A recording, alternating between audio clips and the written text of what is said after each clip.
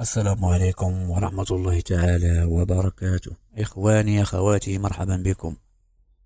بعد كتابة يوم التاريخ في مونديال قطر، يستعد الأسود للظهور الأول على أرضهم وبين جماهيرهم.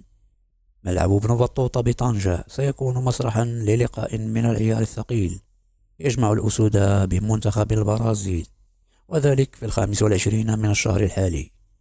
ليشد الأسود بعدها الرحال إلى مدريد لملاقاة منتخب بيرو في 28 من نفس الشهر. وارتباطا بهذا الموعد، يواصل الناخب الوطني وليد الركراكي إعداد العدة والعتاد وتدعيم صفوف المنتخب بالعناصر التي تملك المقومات والإمكانيات لتقديم الإضافة للفريق. ومن المنتظر وحسب الكثير من المنابر الصحفية أن تعرف لائحة المنتخب الوطني استدعاء أسماء جديدة ستظهر لأول مرة بقميص المنتخب الأول.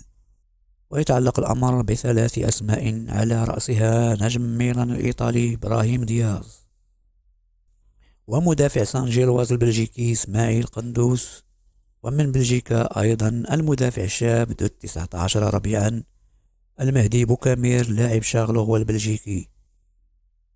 شكرا على المتابعة، دمتم بخير.